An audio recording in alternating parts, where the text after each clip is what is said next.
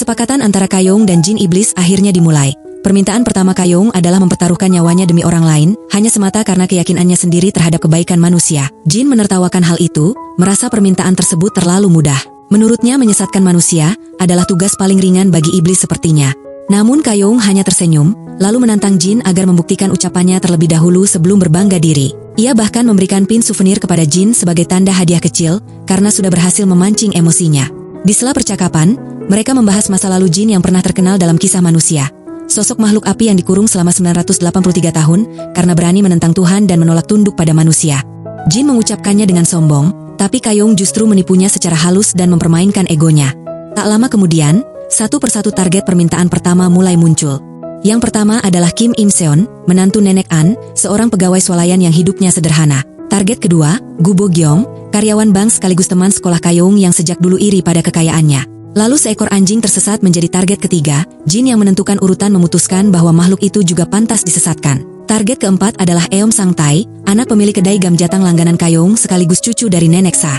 Dan yang terakhir, sepasang YouTuber, Choi Da-jin dan istrinya, pasangan muda yang baru pindah ke desa untuk bertani. Bagi Jin semua target itu mudah. Ia hanya perlu memenuhi keinginan mereka hingga memperlihatkan sisi asli manusia yang serakah dan bobrok. Tapi Kayong menantangnya balik, menanyakan sifat seperti apa yang ia miliki sampai tega menjatuhkan 4 manusia dan seekor anjing demi taruhan ini. Tanpa ragu, Jin menyebut Kayong sebagai psikopat, seseorang yang tak punya empati. Ia lalu menjelaskan bahwa di antara bangsa jin, ada 2 jenis, yang jahat disebut syaitan dan yang baik membawa kebaikan pada manusia. Malam itu, Kayong bermimpi. Ia melihat dirinya tersenyum bahagia di dalam lampu ajaib jin, tapi wajahnya dipenuhi luka. Keesokan paginya, Jin menemui Sade dan menceritakan perjanjiannya dengan Kayong. Ia mulai cemas, sebab permintaan Kayong meski tampak sederhana justru membuatnya dalam posisi kalah. Menurut Sade, taruhan itu menunjukkan bahwa Kayong memiliki kebaikan sejati, karena ia berani mempertaruhkan nyawanya demi orang lain. Sade meyakinkan bahwa jika taruhan diteruskan Jin pasti kalah lagi. Jin yang ketakutan memutuskan untuk kabur dari Kayong. Ia meminta Sade untuk bekerja di bengkel Kayong agar bisa mengawasinya dari dekat, sementara ia bersembunyi. Sebelum pergi, Jin mampir ke rumah Kayong dan menemui neneknya yang sedang memasak. Makanan buatan sang nenek yang lezat membuatnya tergoda untuk membawa bekal. Dengan karpet terbang, Jin melayang di langit sambil makan, tak menyadari bahwa tindakannya terdeteksi radar militer. Jet tempur Korea dan Jepang sempat mengira karpet terbang itu sebagai benda asing, hingga berita tersebut menjadi perhatian internasional. Saat berita itu sampai ke telinga Kayong, ia langsung tahu siapa pelakunya yang tak lain adalah jin iblis. Ia yang kesal lalu menegurnya, namun sebelum selesai, Sade datang di waktu yang tidak tepat, membuat Kayong curiga bahwa keduanya saling mengenal. Akhirnya Jin dan Sade bersembunyi di bawah jembatan. Dalam keputusasaan, Jin merenung tentang Kayong. Mengapa perempuan itu mau mati demi orang lain, tapi tidak mau mati demi dirinya? Pertanyaan itu membawanya ke masa lalu. Ia mengingat kembali saat menemui Kayong dalam berbagai reinkarnasinya di zaman yang berbeda, termasuk saat ia menjadi seorang patriot yang keras kepala dan sulit diajak bicara. Di masa itu, Kayong kerap mempertaruhkan nyawanya, bahkan hampir kehilangan kepala demi menyelamatkan orang lain. Jin menyadari di setiap kehidupan, ia selalu gagal memahami alasan Kayong berkorban untuk manusia. Kembali ke masa kini, Kayong mendengarkan siaran radio tentang sejarah yang mirip dengan kisah jin iblis, termasuk luka di kepalanya yang setengah terpenggal. Ia mulai menyadari bahwa jin mungkin memang terlibat dalam sejarah kelam itu. Kayong kemudian menuntut Jin agar segera menepati kesepakatan dan menjalankan permintaannya, bukan hanya bersembunyi di balik alasan. Jin berdalih bahwa lampu ajaibnya sudah diatur untuk muncul hanya ketika keinginan target mencapai puncaknya. Saat itulah ia akan muncul dan menyesatkan mereka. Kayong yang penasaran bertanya bagaimana Jin tahu kapan manusia akan berubah karena permintaan itu. Subuh berikutnya Jin membawa Kayong ke puncak gedung tinggi milik Ryu Suhyeon, yang ternyata adalah malaikat maut yang menyamar sebagai manusia. Jin memaksa Kayong untuk mencabut sehelai bulu dari sayap malaikat maut itu, agar bisa digunakan mencatat permintaan para target. Ryu yang gugup, karena sudah lama tak terbang berteriak, saat berusaha menyelamatkan Kayong yang didorong Jin dari atap gedung. Setelah itu Jin dan malaikat maut saling berhadapan, 2 makhluk abadi yang sudah lama tidak bertemu sejak perang besar. Jin menuduh malaikat maut menimpakan dosa manusia kepadanya, padahal menurutnya manusialah yang menyesatkan diri sendiri. Malaikat membalas dengan menegaskan bahwa jinlah yang menanamkan godaan itu di hati manusia. Jin menegaskan bahwa manusia hanyalah gumpalan tanah yang tak sempurna, dan tugasnya adalah membuktikan bahwa mereka pantas ke neraka. Malaikat maut menegur bahwa itu hanya alasan iblis untuk membenarkan kesalahannya sendiri, lalu bertanya apa yang akan dilakukan Jin dengan bulu sayap yang dicurinya. Jin tidak menjawab langsung. Ia hanya mengatakan bahwa selama 983 tahun terkurung, ia menyimpan dendam karena malaikat mautlah yang menimbun lampu ajaibnya dengan pasir. Pertikaian pun akhirnya pecah dan gedung milik Ryu dihancurkan oleh Jin dari bawah pondasinya. Dan sebelum pergi Jin meninggalkan pesan jika dirinya sudah kembali, dan mulai sekarang malaikat maut sebaiknya harus selalu waspada. Setelah memperoleh bulu sayap dari malaikat maut, Kayong mencoba menulis menggunakan pena yang terbuat dari bulu tersebut. Setiap kata yang ia tulis berubah menjadi kebenaran yang tak bisa dibantah. Saat ia menulis tentang neneknya, Kayong terharu karena tulisan itu menunjukkan bahwa dirinya bukanlah beban seperti yang orang lain katakan, melainkan sumber kekuatan bagi sang nenek.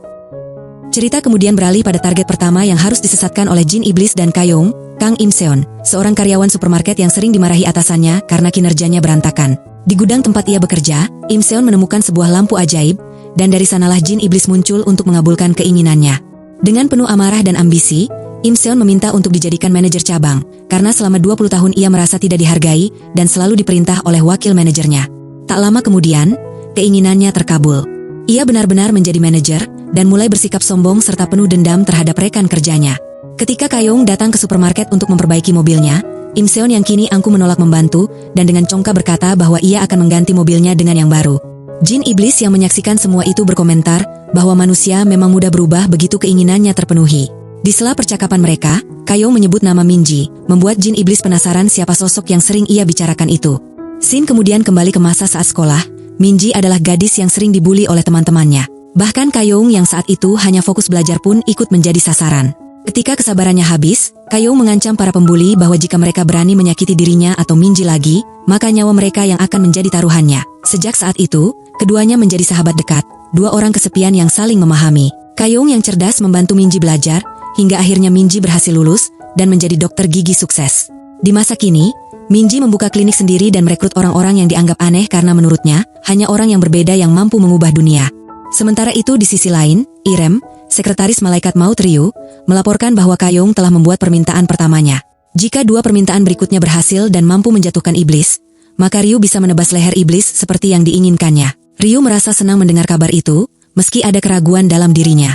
Ia lalu bertanya pada Irem tentang apa yang sedang dilakukan Jin Iblis. Irem menjawab bahwa iblis itu hanya menghabiskan waktu bermain game dan minum bir kaleng, dan jika kehabisan uang, ia akan meminjam dari Sade. Ia juga melaporkan bahwa komentar negatif di situs yayasan mereka adalah ulah Jin Iblis. Malam harinya, Jin Iblis yang sedang bermain game kalah, lalu memerhatikan seorang pria membuang puntung rokok sembarangan. Kesal dengan kelakuan itu, ia memanggil Sade untuk memperingatkan pria tersebut sambil menyuruhnya membawa uang. Saat Sade menakuti pria itu, Irem muncul dan akhirnya mereka berdua bertemu kembali setelah 100 tahun. Mereka berbincang hangat di tengah hutan, namun suasana damai itu terganggu ketika warga desa yang mendengar kabar ada jaguar berkeliaran datang untuk memeriksa. Kepala desa memergoki Sade dan Irem yang dalam wujud manusia, namun ekor dan bulu di kepala mereka belum sempat disembunyikan. Beruntung keduanya berhasil menenangkan situasi tanpa menimbulkan kecurigaan lebih lanjut. Sade menemui Jin Iblis dan memberitahukan fakta baru tentang Kayong. Ternyata ia adalah seorang miliarder, dan bengkel hanyalah usaha sampingannya. Ia juga mengungkap rutinitas Kayong yang unik. Setiap tanggal 4 ia selalu menyelam, tanggal 14 mendaki gunung, dan tanggal 24 pergi ke bengkel kayu. Jin Iblis menafsirkan kebiasaan itu sebagai bentuk persiapan kematian. Benar saja Kayong terlihat tengah membuat peti matinya sendiri, mengukur kadar air dalam tubuh manusia, serta menghitung berat tubuh secara detail. Ketika Sade membawa Jin Iblis ke bengkel kayu milik Kayong, iblis itu terkejut melihat betapa seriusnya Kayong menyiapkan kematiannya. Ia pun menyadari bahwa jika nenek Kayong Oh Pan-gu meninggal, maka Kayong juga akan ikut mati. Demi mencegah hal itu, Jin Iblis bertekad menjaga sang nenek agar panjang umur. Jin Iblis kemudian mulai membantu nenek Kayong dalam berbagai hal.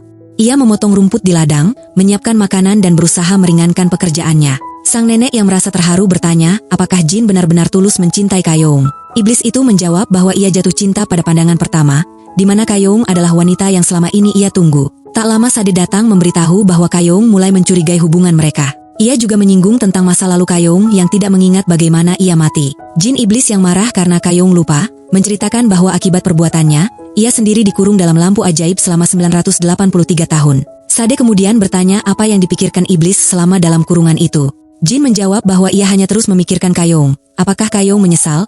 Mengapa ia membuat permintaan itu? Dan kenapa dirinya harus dihukum? Ia juga memerintahkan Sade agar tidak menceritakan hal ini kepada Kayong, tapi ternyata Kayong sudah mendengarnya dari balik gudang. Menyadari hal itu Jin panik dan merasa bersalah. Kayong meninggalkannya dan pergi ke klinik psikiatri yang dihiasi ornamen bunga sakura. Tak lama setelah itu, ia mengajak Jin berbelanja dan makan malam mewah di restoran. Meski terlihat dingin, Kayong memiliki kepedulian yang besar. Ia bahkan sengaja meminum obat di depan neneknya agar sang nenek tidak khawatir. Saat makan malam, ia bertanya pada Jin apakah ia berharap dirinya mati karena terlalu sering minum obat. Jin menjawab tidak, ia hanya ingin tahu tujuan hidup Kayong yang tampak berbeda dari manusia lain. Melihat Kayong menatap ke arah Namsan Tower, Jin mengajaknya ke puncak menara tertinggi itu. Ia berjanji tidak akan mendorong Jin ke bawah. Di atas menara, Kayong melihat pin pemberiannya terpasang di rambut Jin, membuatnya kesal karena merasa Jin mempermainkan perasaannya. Jin yang sadar segera melepaskan pin tersebut dan bertanya mengapa Kayong suka tempat tinggi. Kayong menjawab dengan tenang bahwa orang seperti dirinya membutuhkan tempat di mana tidak ada yang bisa melihatnya. Di saat itu pula, tanpa ekspresi ia mengungkapkan perasaannya pada Jin. Jin iblis terkejut dan sekaligus bangga mendengarnya. Untuk membalas momen itu, ia menunjukkan sihirnya, memadamkan seluruh listrik kota sehingga langit malam dipenuhi bintang yang berkilauan. Kayong terkesan, namun sulit mengekspresikannya. Menyadari bahwa suasana itu adalah momen terbaik untuk berciuman, Kayong pun mengambil inisiatif lebih dulu. Meski awalnya Jin menolak, pada akhirnya ia membalas ciuman Kayong dengan lembut, dan seketika seluruh kota bersinar terang.